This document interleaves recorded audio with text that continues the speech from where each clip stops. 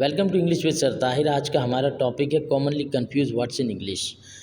English में कुछ words ऐसे होते हैं जिनकी स्पेलिंग डिफरेंट होती है लेकिन उनको प्रोनाउंस सेम किया जाता है। एक ही साउंड उनकी प्रोनाउंस हो रही होती है या उससे मिलती जुलती, वो वर्ड कंफ्यूज वर्ड्स कहलाते हैं इंग्लिश में, और उनकी मीनिंग भी डिफरेंट होती है, यूज़ भी डिफरेंट होते हैं। तो कुछ कॉमनली कंफ्यूज वर्ड्स को आज हम समझते हैं, जैसे there, their and they are.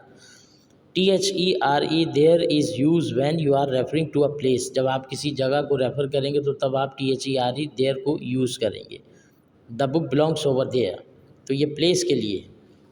उसके बाद अगली एग्जांपल है there are many different ways to begin a story. उसके बाद है THEIR दियर। दियर जो है वो एक पोजीशन है या फिर मिल्कियत शो करने के लिए उसको हम इस्तेमाल करते हैं। उसकी एग्जांपल है दिस इज़ दियर हाउस, यानी ये उनका घर है। तो हाउस जो है वो दियर मिल्कियत शो कर रहा है कि दियर हाउस, कि ये उनका घर है।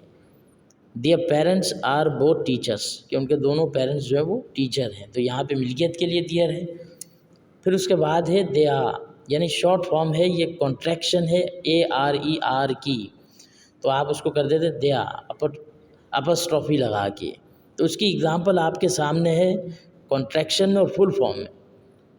दे आर बिजी ऑल डे, या फिर they are busy all day full form में।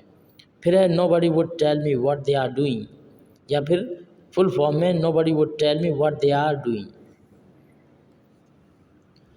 अब उसके बाद है TO2, TOO2 एंड TWO2।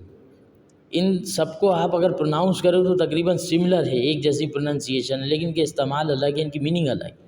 तो सबसे पहले TO2 को समझते हैं। ये या तो डायरेक्शन के लिए यूज़ होता है या फिर इसको आप एज इन्फिनेटिव यूज़ करते हैं वर्ब की फर्स्ट फॉर्म लाने के लिए।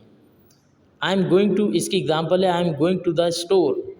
यहाँ पे स्टोर की डायरेक्शन के लिए टू यूज़ हुआ है, I am going to the store. अगली एग्जांपल जो इसकी है वो इन्फिनेटिव के लिए है, I want to see that movie this weekend.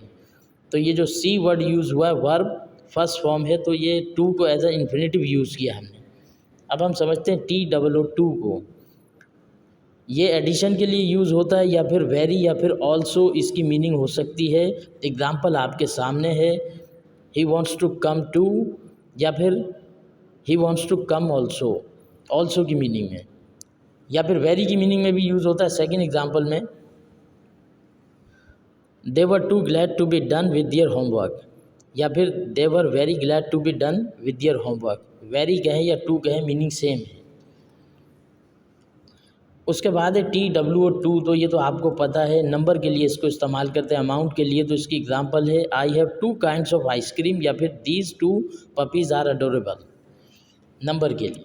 फिर उसके बाद है इट्स एंड इट्स, एक इट्स है और एक अपस्ट्रॉफी एस के साथ में है। तो पहले इट्स को समझते हैं। ITS को is use to show possession, ये मिल्कियत के लिए यूज़ होता है। Try replacing the word its with his की जगह पे आप इसको इस्तेमाल कर सकते हैं। जैसे इसकी एग्जांपल है the dog has its bone in the corner, या फिर the dog has his bone in the corner. It's की जगह पे आप हीज़ भी यूज़ कर सकते हैं। सेकेंड एग्जांपल है the play was showing it's last performance, या फिर the play was showing his last performance. अब उसके बाद है इट्स कॉन्ट्रैक्शन में IT_S, ये यूज़ होता है इट इज़ के लिए या फिर इट हैज़ के लिए। फुल फॉर्म इट इज़ हो सकती है या फिर इट हैज़ हो सकती है। इसकी एग्जांपल हम समझते हैं it's the best sandwich in town, या फिर it is the best sandwich in town. Second example है this is the way it's going to be, या फिर this is the way it is going to be. उसके बाद है who and हुम। Who co आसान लफ्ज़ों में आप समझ सकते हैं, सब्जेक्टिव प्रोनाउन ही के लिए यूज़ कर सकते हैं, और हुम जो है वो ऑब्जेक्टिव प्रोनाउन हिम के लिए। तो इसकी हम एग्जांपल से समझते हैं कि we saw who walk by the window, या फिर we saw he walk by the window, आपने हु की जगह ही लिख दिया। या फिर who went to the show, सवाल है और आंसर में he went to the show, who की जगह आपने ही यूज़ कर लिया। अगली एग्जांपल है हुम पे। जैसे मैंने बताया हु जो है वो सब्जेक्टिव प्रोनाउन के लिए, हुम जो है वो ऑब्जेक्टिव प्रोनाउन के लिए हम यूज़ करते हैं। इसकी एग्जांपल आपके सामने है, this is the friend whom I told you about, या I told you about him. whom की जगह आपने हिम यूज़ किया। अगली एग्जांपल है, to whom it may concern, या फिर it concerns whom, it concerns him. उसके बाद है then, THEN then and THAN than. Then को आप स्पेसिफाई सर्टेन टाइम के लिए यूज़ करते हैं, जैसे डेली रूटीन है, I get up early in the morning, then I take bath, then I have breakfast, then I go to coaching etcetera. तो example आपके सामने है, I am going to see my mom then. Then can be use to show order, order के लिए भी आप than को use कर सकते हैं, we went to the movie then to dinner. अच्छा, उसके बाद है then can be use to show an addition, addition के लिए भी आप देन को यूज़ करते हैं। इस एग्जांपल उसकी आपके सामने है, she took my money then my car. अगला यूज़ उसका देन का ये है, then can be use to demonstrate in that case. Example उसकी ये है कि if you plan on leaving this house then you need to clean the kitchen. फिर उसके बाद है THAN देन, देन को हम यूज़ करते हैं कंपैरिजन के लिए, यानी एडजेक्टिव की कंपैरेटिव डिग्री के लिए। इसकी एग्जांपल है, I think he is nicer than she is, या this dog is cuter than that one.